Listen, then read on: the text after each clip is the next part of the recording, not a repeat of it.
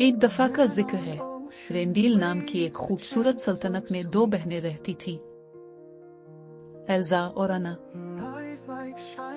बड़ी बहन एल्जा के पास एक जादुई ताकत थी, वो किसी भी चीज को बर्फ में बदल सकती थी। बचपन में एक हादसे के बाद एल्जा ने अपनी ताकत छुपाने का फैसला किया, क्योंकि उसे डर था कि कहीं वो किसी को नुकसान न पहुंचा दे। जब उनके वालिदैन एक तूफानी रात में जहाज के हादसे में फौत हो गए, तो एल्जा ने खुद को अपने कमरे में बंद कर लिया और अपनी ताकत को छुपाने की कोशिश की।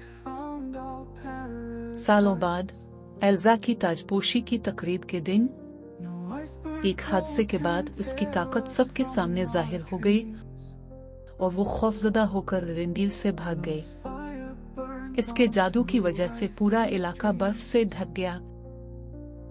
एल्जा बर्फानी पहाड़ों में जाकर अपना कला बनाती है, जहां वो आजाद महसूस करती है। लेकिन अना अपनी बहन की फिक्र करते हुए इसे वापस लाने का इरादा करती है। रास्ते में अना की मुलाकात क्रिस्टोफ, इसके हरनी सिफिन और एक मिजाहिया बर्फानी इंसान ओलाफ से होती है। वो सब मिलकर एल्जा की तलाश में निकल पड़ते हैं। जब अना एल्जा से मिलती है और इसे वापस चलने की इल्तिजा करती है, तो एक हादसे के नतीजे में एल्जा अना को जख्मी कर देती है और उसके दिल में बर्फ डाल देती है।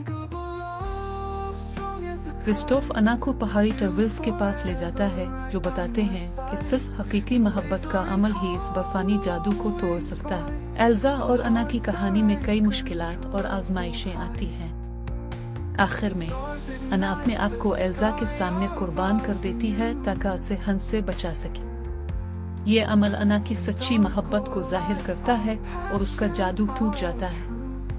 एल्जा को भी ये एहसास होता है कि मोहब्बत ही उसके जादू को कंट्रोल करने की चाबी है। कहानी का इख्तिताम खुशी से होता है, जहां दोनों बहनें एक दूसरे के साथ खुशी से जिंदगी गुजारने लगती हैं और रेंडील फिर से बहार की खूबसूरती में नहा जाता है।